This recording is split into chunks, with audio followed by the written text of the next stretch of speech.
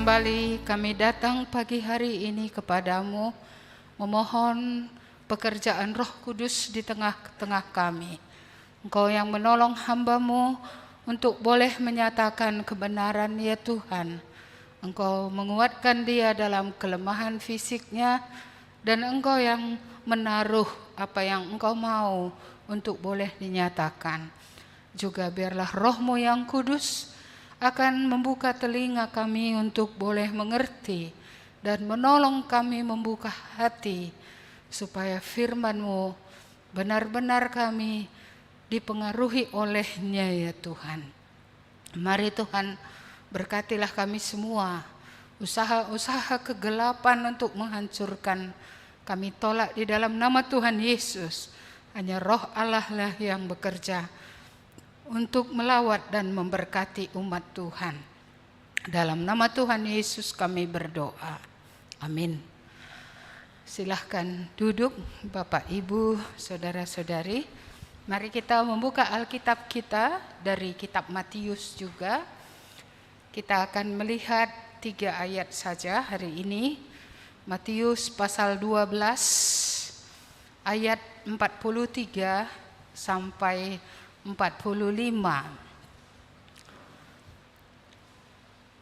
Ya, dengan tema mengapa keadaan orang terus semakin memburuk. Mengapa keadaan orang terus semakin memburuk. Saya bacakan Matius 12 ayat 43 sampai 45, demikian firman Tuhan. Apabila roh jahat keluar dari manusia, ia pun mengembara ke tempat-tempat yang tandus mencari perhentian, tetapi ia tidak mendapatnya. Lalu ia berkata, "Aku akan kembali ke rumah yang telah kutinggalkan itu." Maka pergilah ia dan mendapati rumah itu kosong, bersih tersapu dan rapi teratur. Lalu ia keluar dan mengajak 7 roh lain yang lebih jahat daripadanya, dan mereka masuk dan berdiam di situ. Maka akhirnya keadaan orang itu lebih buruk daripada keadaannya semula. Demikian juga akan berlaku atas angkatan yang jahat ini. Ya, saudara-saudara, berulang kali kita sudah mendengar ya tentang Abraham, bagaimana dia dahulu keturunan penyembah berhala. Itu backgroundnya, itu masa lalunya. Di keluarga seperti itulah dia dibesarkan. Tetapi firman Tuhan yang berbicara kepada dia, yang dia sambut dengan baik, mengubah segalanya. Ketika Tuhan berkata, tinggalkanlah ya, atau keluarlah gitu ya, dari negerimu, dari rumah bapamu ya. Dia bukan saja mendengar, dia mendengarkan apa yang dikatakan Tuhan itu. Maka dalam Kejadian pasal 4 itu tuh dia meninggalkan negerinya, pergilah dia. Jadi sebuah perubahan terjadi pada Abram yang kemudian menjadi Abraham, oleh karena dia beranjak dari tempatnya yang pertama. Dia meninggalkan masa lalunya, dia meninggalkan negerinya, rumah bapaknya, penyembahan berhala yang ada. Mungkin di sana juga banyak harta oleh karena berhala.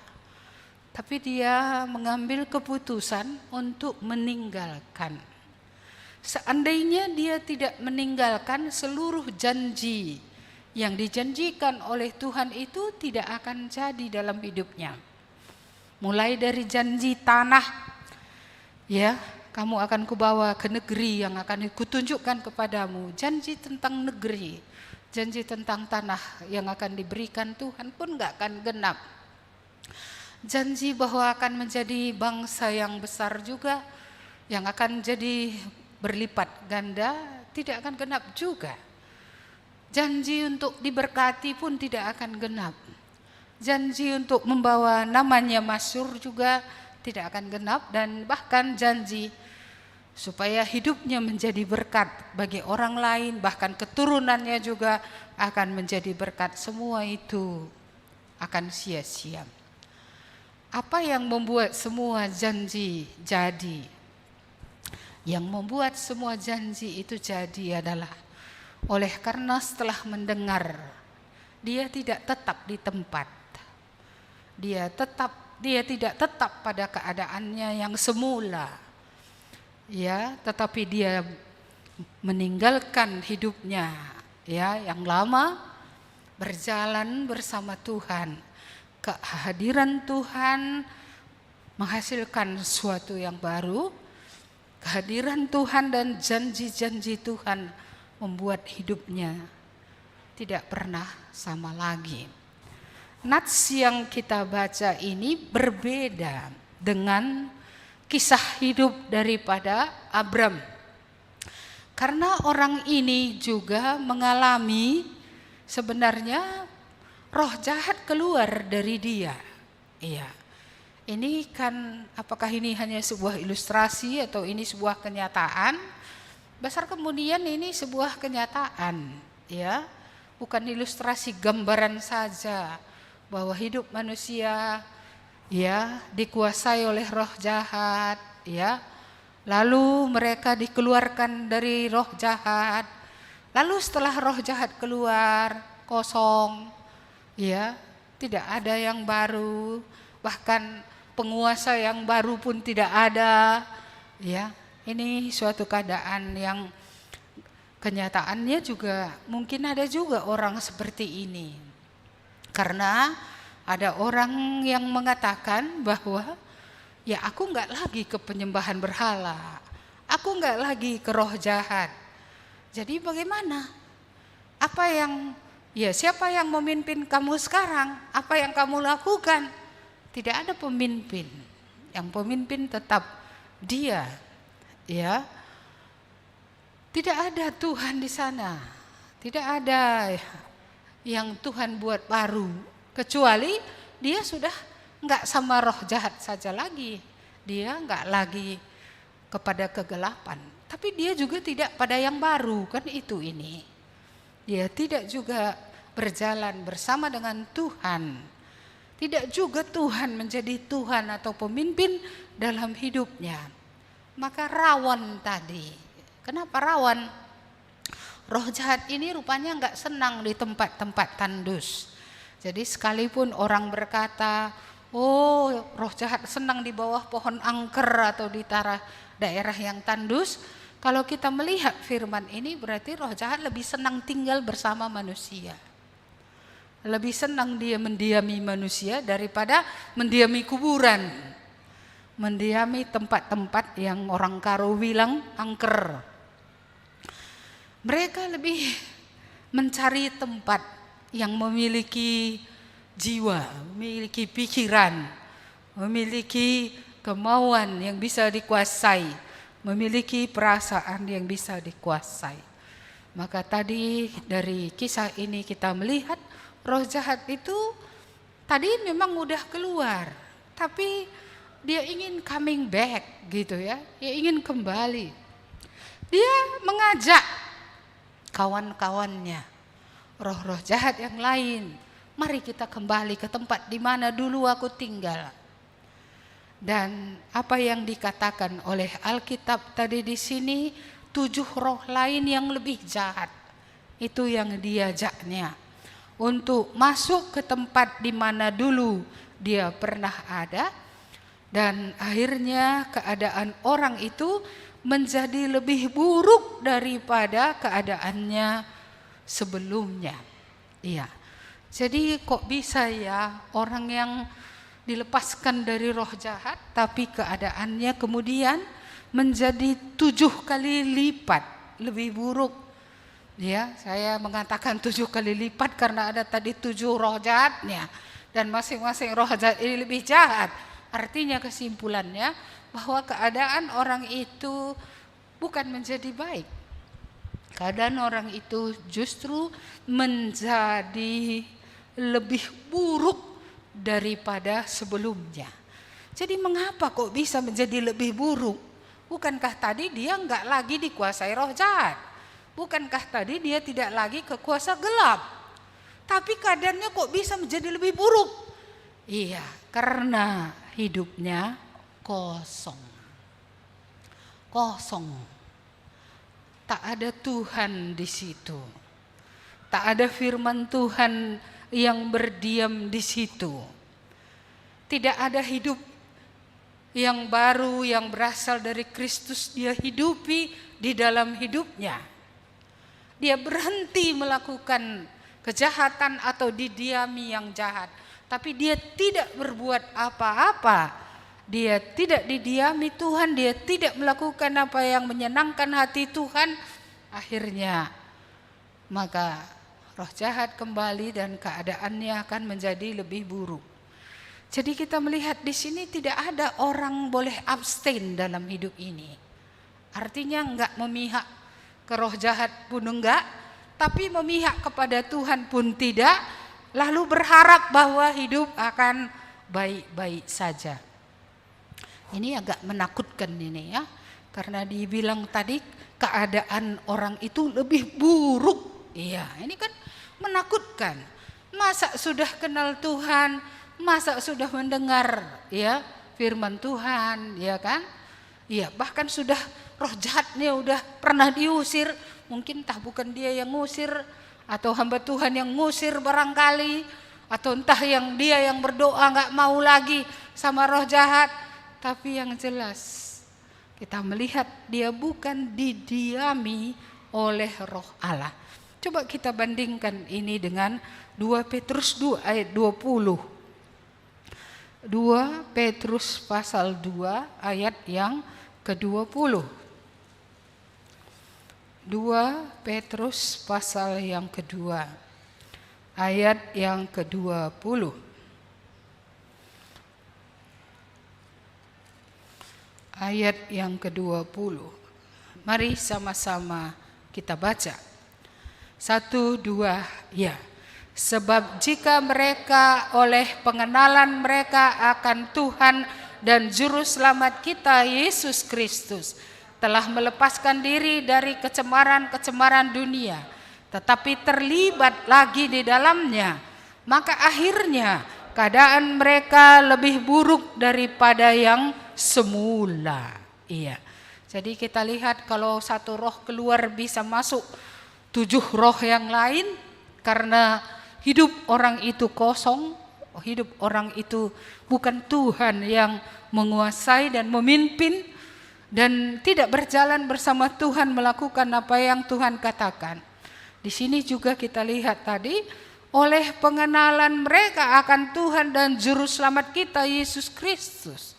Berarti dia sudah mendengar firman Tuhan, sudah mengenal Tuhan, sudah mengenal Juru Selamat. Lalu apa katanya tadi? Mereka pernah melepaskan dari kecemaran dunia. Jadi dari pengaruh dosa. Tapi kita melihat tadi di sini bahwa mereka kembali kepada kebiasaannya yang lama atau hidupnya yang buruk yang lama. Maka kita melihat ya keadaannya akan menjadi semakin buruk. Jadi menjadi pelajaran bagi kita di sini bahwa ya setelah kita mengenal Tuhan, ya hidup tidak boleh kosong. Hidup tidak boleh keluar dari dosa, tapi tidak berbuat apa-apa. Itulah sebabnya firman Tuhan berkata, ujilah dirimu, apakah Kristus benar-benar ada di dalam kamu. Karena kalau Kristus ada di dalam kamu, kamu akan tahan uji. Benarkah Kristus ada? Atau Kristus memang belum ada tinggal di dalam dia? Karena siapapun yang Kristus mendiami dia, maka roh lain tidak bisa masuk.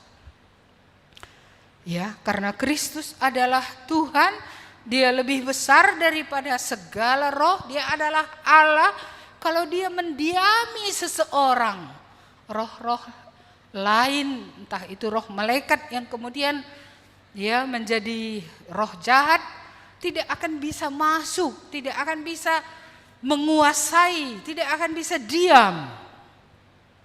Iya, tidak bisa diam. Jadi kalau kita kembali kepada dosa yang lama, inilah question mark yang pertama, pertanyaan pertama. Benarkah Kristus sudah menjadi kepala atas rumah itu? Benarkah Kristus sudah menjadi Tuhan atas hidup kita, hidup ya orang yang mengatakan tadi bahwa dia sudah mengenal Kristus? Benarkah? Atau itu hanya sekedar pengakuan bibir tapi bukan realita dalam kehidupan? Pemimpinnya bukan Tuhan, pemimpinnya dirinya, pemimpinnya masih dunia, pemimpinnya masih tetap ya kegelapan yang mengipas-ngipas terus dalam hidupnya. Ini question mark yang paling penting. Sebenarnya aku dikuasai oleh siapa? Aku dipimpin oleh siapa? Kalau aku katakan Yesus itu Tuhan, apakah aku memberi diriku untuk sepenuhnya dia pimpin dalam hidup ini, bukan dalam keadaan yang baik saja, tapi dalam setiap keadaan yang ada. Apakah Kristus adalah Tuhan atas hidup kita? Ada banyak orang yang mau diselamatkan dari apa yang tidak mengenakkan, dari dosa. Tapi cukup banyak orang yang mau keluar dari dosa tapi tidak berbuat apa-apa bagi Tuhan. Padahal 2 Korintus 5 ayat 15 berkata, Kristus telah mati untuk kita supaya kita tidak lagi hidup untuk diri, tetapi hidup untuk Dia yang telah mati bagi kita dan yang telah bangkit dari antara orang mati. Ya, kalau bukan Tuhan menjadi Tuhan atas diri kita, maka kita akan masih tetap nanti intinya adalah diri, kemuliaan diri, keagungan diri, apapun itu adalah untuk diri. Tapi bagi orang yang sudah diselamatkan oleh Tuhan, apapun itu yang dia pikirkan adalah untuk kemuliaan Tuhan. Ya, dalam salah satu konseling penyerahan anak yang sedang berlangsung saat ini, saya bertanya kepada sebuah keluarga, setelah sekian tahun menikah, coba review. Ya, kira-kira motivasi pernikahan kamu itu sudah benar atau belum? Ya, dan mereka dengan jujur mengatakan, salah satu dari pasangan ini berkata bahwa aku memang gak pernah berpikir menikah untuk memuliakan Tuhan. Ya, cuma karena teman-teman ya dalam pekerjaan banyak bercerai, ya aku mau menikah dengan orang yang mungkin tidak akan bercerai, begitu ya. Punya sikap untuk mempertahankan pernikahan. Tapi tidak pernah dalam hidupnya dia memikirkan, kalau Kristus sudah mati untuk aku, apa yang Tuhan mau untuk kulakukan? Jadi dia tidak melakukan apa-apa untuk Kristus yang sudah mati, yang sudah bangkit dari antara orang mati. Sebenarnya pernikahan ini adalah untuk kenyamanannya saja. Dia akan merasa nyaman karena istrinya setia, tidak akan menceraikan dia. Ya, dia akan merasa nyaman dengan itu. Ya, tapi saya memikirkan kembali, apakah kita bertuhan hari ini tidak seperti menyembah berhala? Saya pikir minggu-minggu, bulan-bulan ini saya selalu memikirkan itu. Kekristenan abad ini gitu ya, seperti apakah? Karena memang orang Kristen ya masih akan bangun pada malam hari untuk berdoa. Tapi inti daripada semua itu adalah kenyamanan dirinya. Iya, semua yang dibutuhkannya ada, kesehatannya ada berkat, ya. Dia mendoakan anak-anaknya, dia mendoakan semua. tapi tidak pernah pantulannya kembali bagi kemuliaan Allah. Tapi semua adalah supaya dia dianggap berhasil atau dianggap hebat. Bahkan semua apa yang didoakan, berkat, semua intinya adalah dirinya dan bukan Tuhan. Saudara-saudari yang dikasihi Tuhan, ini memang sedikit mengejutkan kalau mengetahui orang yang pernah mendengar tentang Allah, ya, orang yang sudah mengenal Yesus Kristus. Bahkan tadi ya tidak mau lagi bersama-sama dengan roh jahat. Tapi saya rasa mungkin ini bukanlah pengenalan yang dalam, karena pengenalan yang dalam akan membuat hubungan yang sangat erat yang tak dapat dilepaskan. Iya, pasangan yang memiliki hubungan yang dalam saling merindukan ya, dan memikirkan yang terbaik, bukan bagi dirinya, tapi bagi pasangannya. Ketika Kristus sudah menyelamatkan, seharusnya dia bukan saja berdiam, dia bukan saja diam di dalam orang itu, tapi dia diberi tempat seluas-luasnya untuk menjadi pemimpin, menjadi raja, menjadi Tuhan atas hidup orang yang diselamatkan itu. Maka question mark yang pertama ini perlu diuji betul-betul. Benarkah Kristus ada di dalam aku? Dan kalau Kristus ada, apa akibatnya, dampaknya? Iya, kita sudah sering membaca hidupmu tidak akan pernah sama lagi. Akan ada suatu perubahan radikal yang Tuhan buat. Karena hidup yang lama pasti berlalu dan hidup yang baru pasti datang. Selera yang lama tidak akan itu lagi yang diinginkan. Tetapi ada kerinduan yang baru, hati yang baru, tujuan yang baru dalam hidup orang yang telah diselamatkan.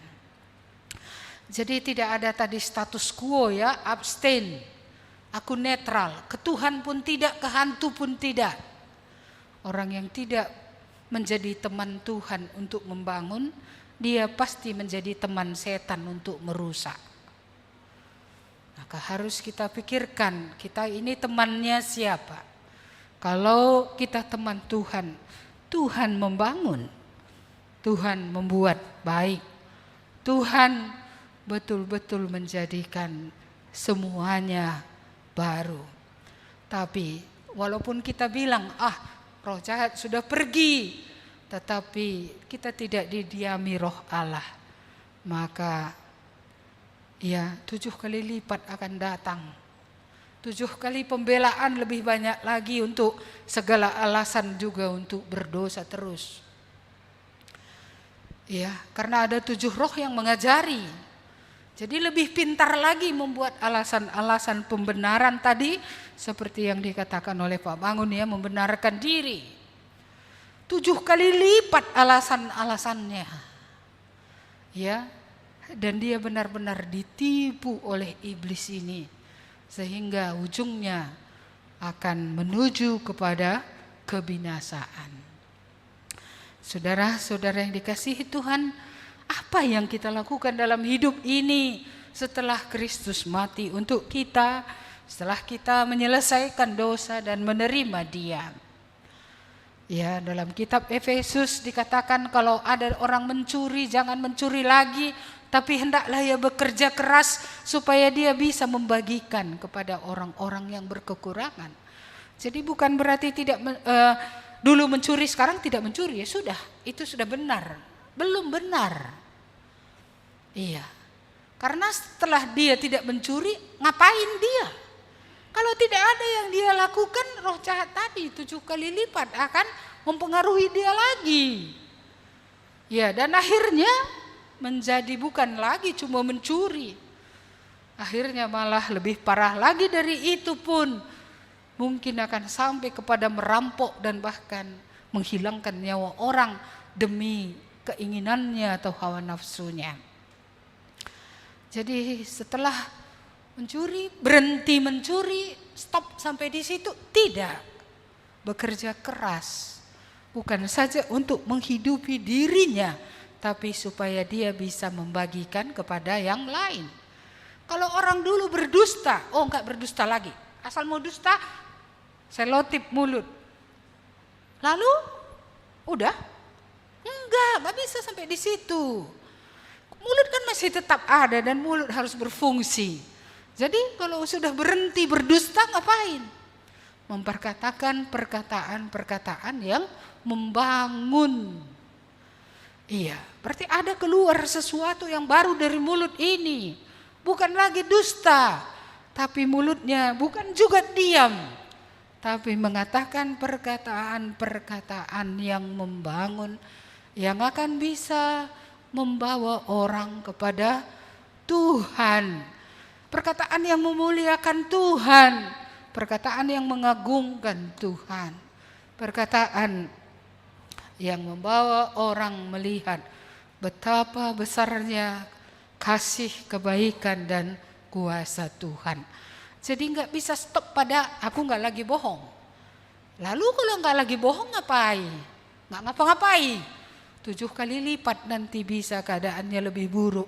Kalau lidah itu, mulut itu tidak digunakan untuk hal yang menyenangkan hati Tuhan. Jadi nggak bisa kita, aku udah berhenti berdosa. Lalu ngapain? Kalau sudah diakui dosa itu, sudah dibersihkan oleh Tuhan, ya lalu kita nggak ngapa-ngapain, ingat ya, kita bisa menjadi jauh lebih buruk dari semula. Karena hidup yang ada, Tuhan mau untuk dibaharui, dan Tuhan mau ini untuk hidup yang baru. Ya, dalam bagi saya tentang Abraham itu, mengapa Tuhan menyuruh dia keluar dari kegelapan dosa negerinya, dari kegelapan penyembahan berhala rumah bapaknya. Karena Tuhan mau memberkati dia, menjadikan dia sebuah memiliki keturunan. Tapi saya yakin maksud Tuhan bukannya hanya keturunan secara lahiriah, tapi keturunan ilahi. Ya, yang hidupnya akan berbeda dari hidup penyembahan berhala, dan hidup mereka akan hidup mencintai Tuhan dan melakukan firman Tuhan. Seringkali kita mendengar, "Hei Israel, kasihi Tuhan Allahmu."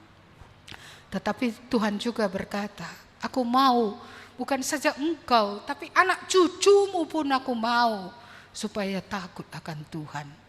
Itulah sebabnya diberikan perintah kepada para orang tua untuk mengajarkan firman Tuhan berulang-ulang. Ya, baik waktu duduk, artinya dalam segala keadaan yang ada, memasukkan nilai-nilai kerajaan Allah. Allah tidak mau hanya si bapak atau si ibu saja yang bertobat. Tuhan mau anak cucunya juga akan takut akan Tuhan. Ya, jadi kalau kita pikir Allah tertarik kita saja bertobat, anak-anak kita nggak usah bertobat, cucu kita nggak bertobat, itu bukan ajaran yang alkitabiah. Karena Tuhan mau supaya anak cucumu takut akan Tuhan.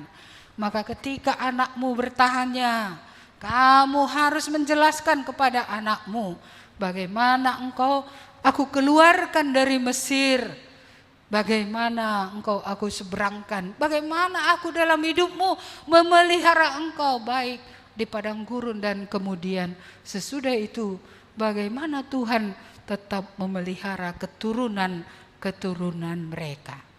Allah menginginkan bukan keturunan jasmaniah, tapi sebenarnya Allah menginginkan keturunan keturunan rohani, keturunan yang memiliki iman yang sama dengan iman Abraham, yaitu iman yang beranjak, iman yang meninggalkan apa yang tak berkenan kepada Tuhan, iman yang meninggalkan dosa, iman yang matanya tertuju kepada Allah dan siap melakukan apapun yang Tuhan inginkan dalam hidupnya. Ya, kalau tadi kita mendengar pengumuman tentang Myanmar itu, saya memang sempat mendengar hamba Tuhan di daerah itu yang langsung testimoni berbicara. Ada 3 gereja Mennonite di sana yang ada, dan itu ditutup ya. Kenapa ditutup? Oleh karena jemaatnya, oleh karena kudeta militer di negara itu harus meninggalkan negeri itu. Mereka mencoba masuk ke India menjadi pengungsi, tapi India closing the gate, menutup pintu dan tidak membiarkan pengungsi masuk.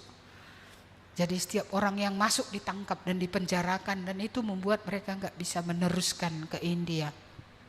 Dan sekarang mereka pergi seperti ketika ibu saya cerita, ayah saya cerita tentang pendudukan Jepang di Tanah Karo. Ya, mereka pergi ke hutan-hutan, menetap di sana.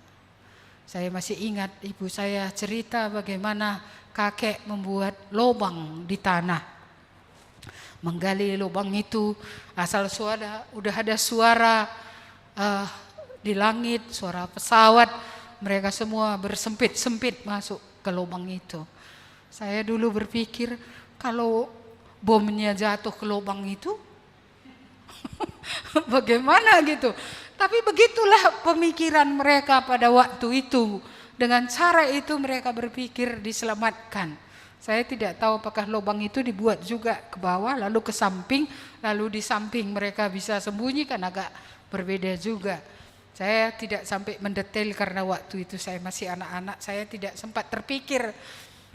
Cuman kalau menoleh sekarang ke belakang, kalau hanya lubang lurus saja kan kena bom, habislah semua. Tapi kalau ada terowongannya dibawa ke samping, mereka di situ, ya mungkin ada kemungkinan, tergantung kedalamannya juga. Jadi mereka sekarang pergi ke gunung-gunung, membuat tenda, seluruh persediaan sudah habis. Apa yang bisa dimakan monyet, ya itulah dicari untuk menjadi makanan. Mungkin ada buah tertentu, daun tertentu. Bantuan kemanusiaan ke hutan-hutan ini tentu sangat terbatas. Ya, dan baru minggu lalu 11 orang dari jemaat ini meninggal oleh karena obat-obatan juga tidak ada. Jadi kalau ada orang sakit tidak ada obat yang bisa diberikan, dan mereka pulang satu-satu. Saudara yang dikasihi Tuhan, itu sebabnya mungkin sinode kita memiliki kerinduan, walaupun mungkin entah sedikit cuman yang kita buat ya, tapi setidaknya ya ada yang kita berikan lewat jalur ya gereja yang ada di sana tadi. Setidaknya menolong orang yang pernah mendengar firman Tuhan gitu ya, walaupun orang lain juga butuh juga. Dan mengenai pengungsi Ukraina itu, saya memiliki dapat informasi dari Middle East, dari Timur Tengah ya. Ada negara yang kecil tapi sudah menampung 2 juta orang. Bagaimana memberi makan 2 juta orang yang masuk ke dalam sebuah negara yang kecil? Dan kebanyakan dari pengungsi ini adalah lansia. Karena lansia tidak bisa ikut berperang, wanita-wanita dan anak-anak mereka. Sementara laki-laki yang masih bodinya kuat-kuat semua tinggal di negeri. Untuk apa? Mempertahankan negara itu dari musuh. Iya, tentu banyak kematian saudara-saudara. Saya menganggap perang membawa banyak kematian yang sia-sia. Tapi negara-negara yang di Eropa pasti sangat terpengaruh dengan banyaknya pengungsi ini. Ya, karena Pak Gerlof itu yang dari Mennonite di Belanda itu mengatakan dalam 4 hari ini saya harus menyiapkan rumah untuk 50.000 pengungsi yang masuk ke Nederland. Ya, seperti itu. Jadi mereka pasti sangat terpengaruh untuk housing, untuk tempat tinggal, dan khusus untuk makan minum dari para pengungsi ini saja pun gitu. kita di Asia seperti agak jauh dari Ukraina, jadi kita kayaknya nggak terpengaruh apa-apa gitu. Walaupun mungkin secara ekonomi pastilah ada dampak global daripada semua ini sehingga harga-harga bahan pun menaik. Iya, saudara-saudara yang dikasihi Tuhan, tidak bisa hidup kita tadi, wah aku sudah mengenal Tuhan, aku sudah datang selesaikan dosa. Tapi Tuhan tidak menjadi Tuhan, hidup baru tidak berjalan. Ya, kalaulah Abraham tetap tidak bergerak, tidak berjalan bersama-sama dengan Tuhan, maka ya semua sia-sia. Tapi janji Tuhan tidak menjadi sia-sia karena dia tidak jalan di tempat. Dia meninggalkan, dia bergerak. Dia bergerak. Setelah sekian lama saya ingin bertanya kepada kita, sejauh mana kita sudah berjalan keluar dari tempat di mana kita dulu ada. Dari masa lalu kita, dari kehidupan kita yang lama. Seberapa jauh kita sudah berjalan, meninggalkan itu semua, berjalan beserta dengan Tuhan, mengalami satu demi satu kebaikan demi kebaikan Tuhan, penggenapan dari janji Tuhan. Karena tidak ada gunanya kalau tidak meninggalkan. Tidak ada gunanya kalau tidak berjalan terus. Pertobatan kalau hanya bertobat saja lalu tidak terus berjalan bersama-sama dengan Tuhan, mau apa? Iya. Kita harus berjalan bersama Tuhan. Kehadiran Tuhan, ya, kegenapan janji Tuhan membuat selera kita akan dosa pun akan berkurang dan sirna. Jadi kalau ada orang yang terus kembali ke dosa, itu karena enggak laginya berjalan bersama-sama dengan Tuhan.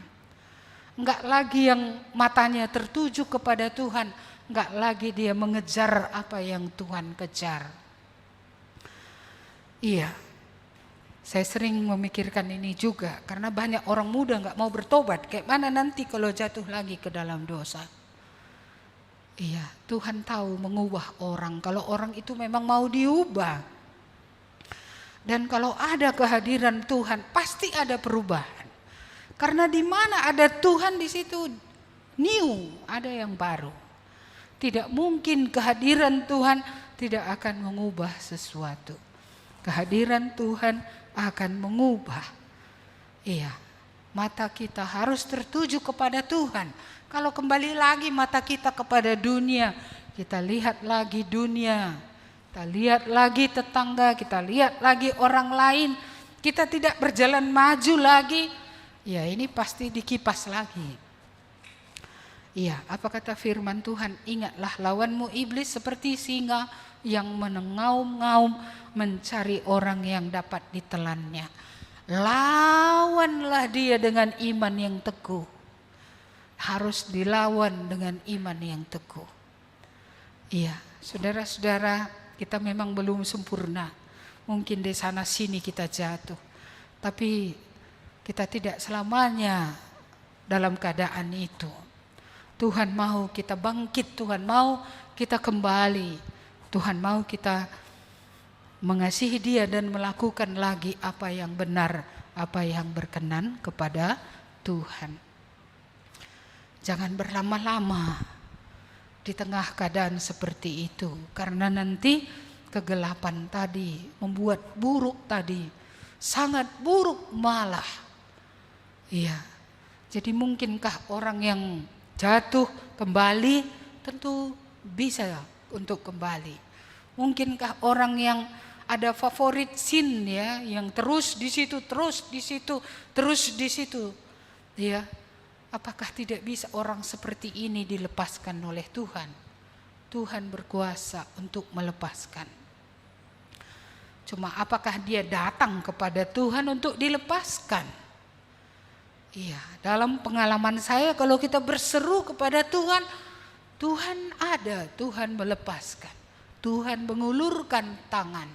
Sehingga kalaupun kita merasa aku tidak mungkin lagi keluar, rasa bersalah itu tidak mungkin lagi bisa teratasi. Tapi Tuhanlah yang meyakinkan, seperti meyakinkan bangsa Israel. Tuhan yang melepaskan, seperti Tuhan melepaskan ya orang-orang yang pernah bersalah di masa lalu, seperti orang Israel yang dibuang ke pembuangan.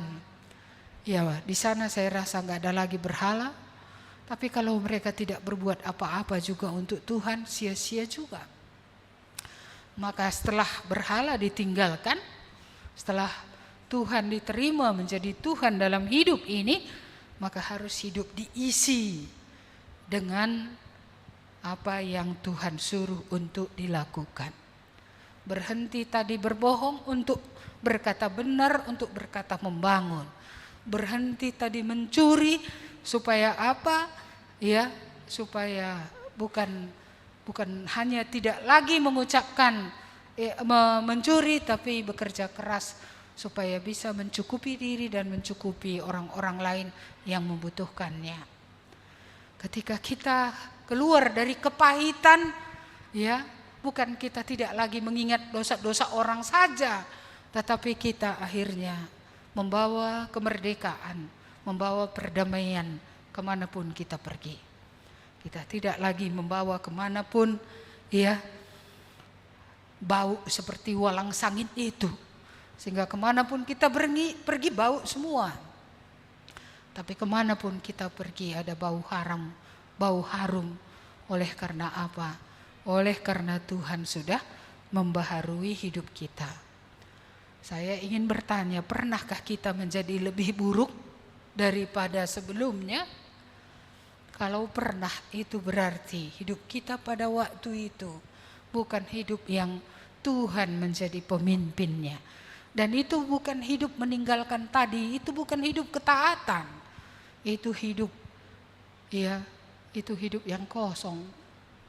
Sepertinya rapih dan teratur, tapi sebenarnya tidak ada di sana kekuatan untuk melakukan yang benar. Jadi mari kita renungkan ini ya. Sudah lepas dari roh jahat? Sudah lepas dari masa lalu? Atau sampai sekarang masa lalu tadi tetap menghantui? Dulu suka sama laki-laki padahal dia laki-laki, gay.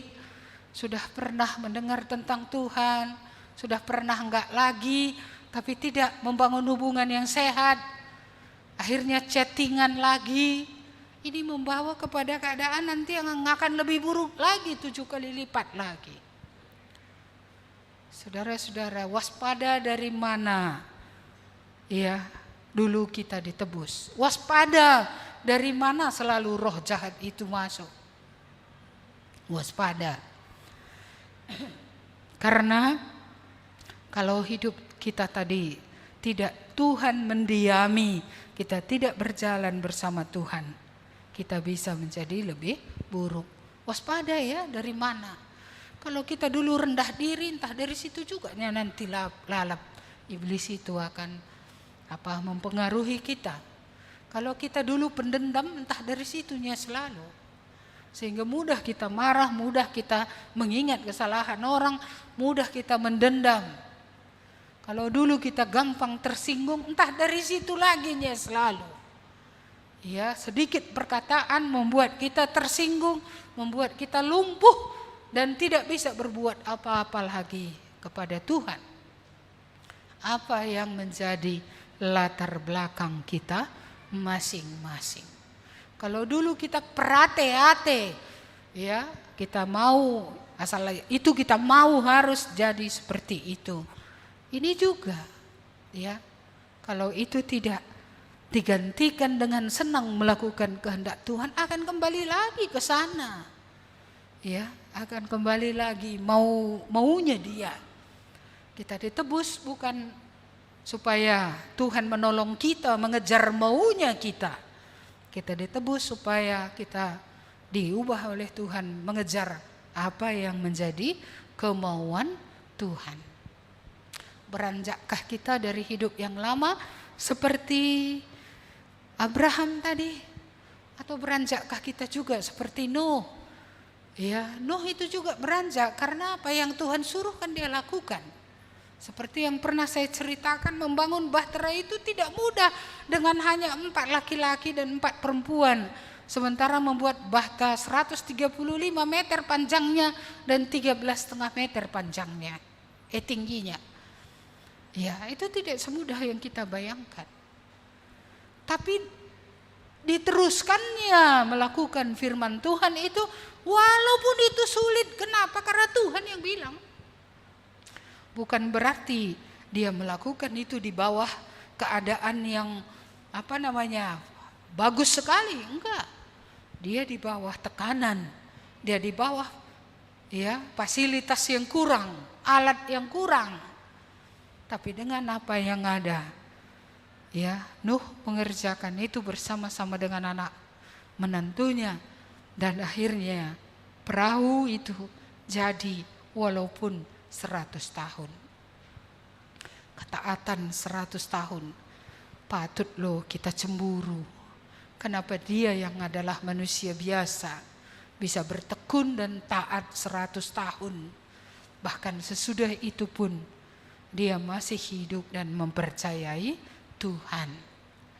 Beranjak meninggalkan. Ada yang kita tinggalkan kalau kita ingin mendapat. Ketika kita sudah membuka baju hidup yang lama, harus ada baju baru yang kita pakai, baju yang bersih. Kalau enggak, kita akan kedapatan telanjang dan hidup memalukan, akan dihina. Karena tidak ada pakai apa-apa. Bagi orang percaya hanya ada satu pakaian, yaitu pakaian baru, pakaian kebenaran. Pakaian firman Tuhan yang disuruh Tuhan untuk kita lakukan. Kalau enggak memakai itu, berarti yang lama masih. Dan Tuhan tidak mau kita terus hidup dalam hidup yang lama. Mari kita hubungkan ini dengan Ibrani pasal yang ke-12 ayat yang pertama. Ibrani 12 ayat 1.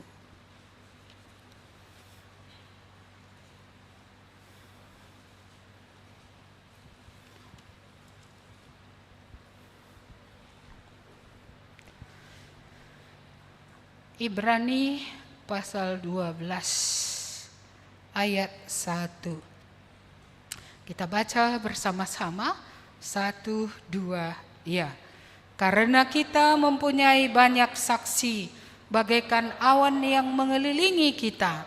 Marilah kita menanggalkan semua beban dan dosa yang begitu merintangi kita, dan berlomba dengan tekun dalam perlombaan yang diwajibkan bagi kita. Mari kita menanggalkan semua beban dan dosa yang begitu merintangi. Jadi enggak pernah beban dan dosa itu menolong tapi ini akan merintangi. Tapi setelah itu ditinggalkan, berlomba dengan tekun dalam perlombaan yang diwajibkan bagi kita. Berarti ada yang kita tinggalkan, ada yang kita kejar. Kita berlomba di situ untuk melakukan apa yang Tuhan katakan. Ada banyak saksi. Artinya kalau saya lihat dalam terjemahan TS 1 dan TS 13 itu semacam terjemahan yang lain. Maka di situ dikatakan karena pejuang-pejuang iman yang lebih dahulu dari kita sangat banyak dan mereka juga memiliki perjuangan yang sama dengan kita. Dan mereka berjalan bersama-sama dengan Tuhan. Maka kita juga pejuang iman pada zaman ini harus sama, yaitu kita juga meninggalkan dan kita juga mengejar, kita juga ikut dalam perlombaan iman ini, dalam perlombaan hidup melakukan kehendak Tuhan di bumi ini. Mari kita akhiri dengan satu ayat lagi, waktu kita sudah habis. dari kita lihat contoh satu dari Ibrani pasal yang ke-11. Ibrani pasal yang ke-11 ayat yang ke-24 sampai ayat yang ke-26. Ibrani 11 24 26. Kita baca sekali lagi ayat ini bersama-sama. Karena iman maka Musa setelah dewasa menolak disebut anak putri Firaun, karena ia lebih suka menderita sengsara dengan umat Allah daripada untuk sementara menikmati kesenangan dari dosa. Ia menganggap penghinaan karena Kristus sebagai kekayaan yang lebih besar daripada semua harta Mesir. Sebab pandangannya ia arahkan kepada upah. Musa adalah manusia biasa seperti kita. Ketika ditawarkan kepada dia kesenangan, dia sudah mengukur kesenangan yang ditawarkan oleh Firaun. Memang menurut dunia adalah kesenangan yang hebat. Mungkin bagi dunia itu memuaskan. Tapi bagi Musa yang memuaskan adalah Kristus. Dan apa yang ditawarkan Kristus lebih memuaskan dari kepuasan yang dapat diberikan oleh dunia. Kalau seperti inilah sikap kita, saya rasa kita pun tidak akan menjadi lebih buruk. Kalau kita melihat kepuasan yang Tuhan berikan itu lebih superior, lebih hebat dari kepuasan yang ditawarkan oleh dunia. Karena kenapa orang selalu kembali ke dunia? Kenapa orang kembali ke dosa, ke iblis? Oleh karena semua itu menawarkan sesuatu yang mereka rasa lebih baik, mereka rasa lebih memuaskan. Tapi Musa sudah memperoleh semua itu dari masa kanak-kanaknya. Dia dilahirkan dengan di keluarga Harun, keturunan Harun, di keluarga siapa namanya mamanya itu Jochebed ya. Tapi kita melihat bahwa setelah dia diangkat oleh putri Firaun menjadi putranya, maka menjadi anaknya, saya rasa seluruh kesenangan Mesir sudah bisa dia terima. Dan pada waktu mudanya tentu semua itu. Tapi dia mengatakan kesenangan yang itu semua tak dapat disamakan dengan kesenangan yang bisa diberikan Kristus. Bahkan tadi penghinaan karena Kristus pun bagi dia itu lebih baik daripada kesenangan yang ditawarkan oleh Mesir. Apa yang terjadi jika dunia menawarkan kenyamanan, kesenangan bagi kita Apakah kita akan meninggalkan Tuhan karena itu? Musa memilih Kristus, memilih umat Allah, walaupun dihina, walaupun di situ dia tidak lagi pemuda ganteng pewaris kerajaan. Dia hanya menjadi orang yang biasa.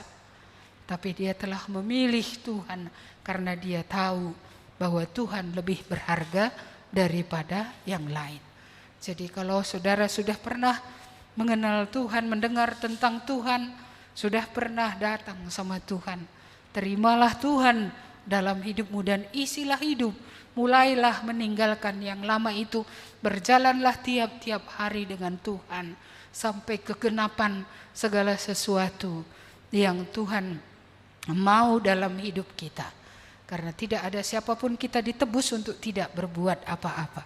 Semua kita ditebus supaya kita melakukan kehendak Tuhan sampai kita mati. Amin. Mari kita berdoa. Tuhan, kami bersyukur atas firman-Mu, mengingatkan kami kembali, iblis bisa keluar dari seseorang. Tapi kalau hidup orang itu kosong, rapih teratur, tidak ada Tuhan di situ, tidak ada pemimpin yang rohani, yang lebih besar dari kuasa kegelapan, maka roh jahat akan mengajak teman-temannya dan kehidupan orang itu akan dipengaruhi lagi menjadi jauh lebih buruk daripada sebelumnya. Oh Tuhan, Engkau mengingatkan kami, hidup kami tidak bisa statis. Hidup kami tidak bisa keluar dari roh jahat, tapi tidak mau dipimpin Tuhan, tidak mau melakukan kehendak Tuhan. Karena kalau demikian, maka kami akan kembali dikuasai oleh gelap itu.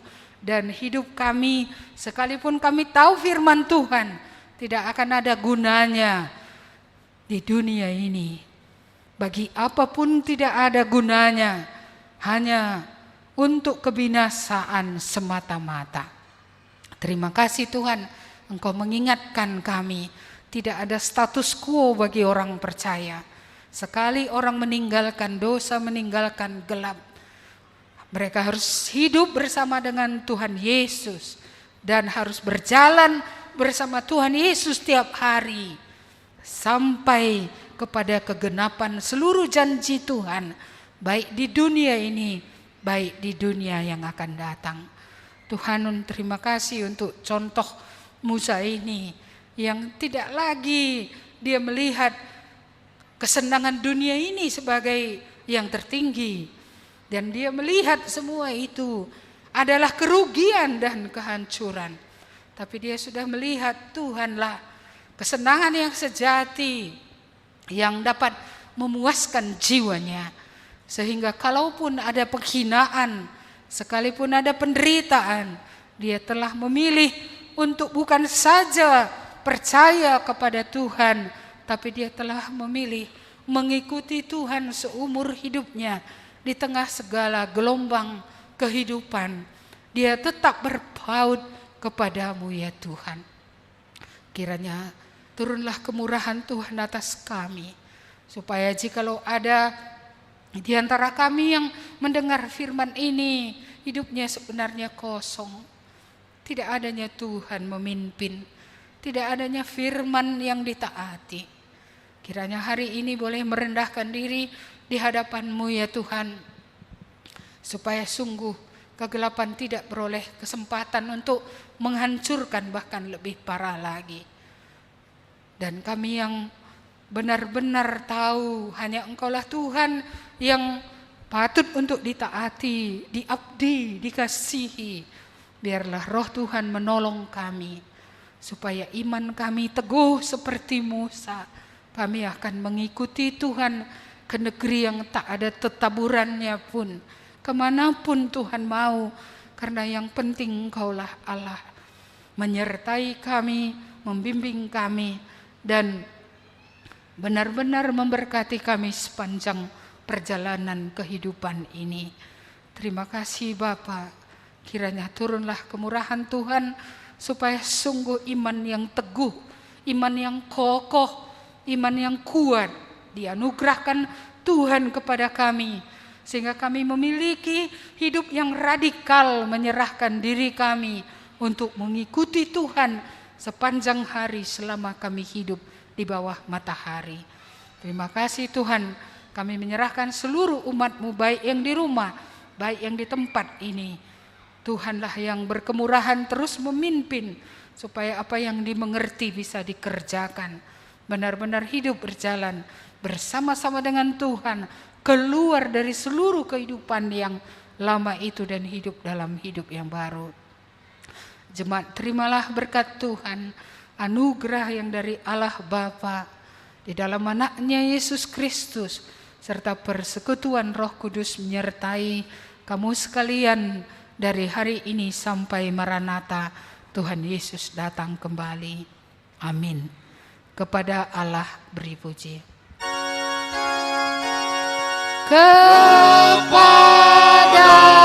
Allah beri puji, semua makhluk di bumi, padanya ku beri pujian. Bapa, Anak, dan Roh Suci. Amin. Amin. Selamat pagi.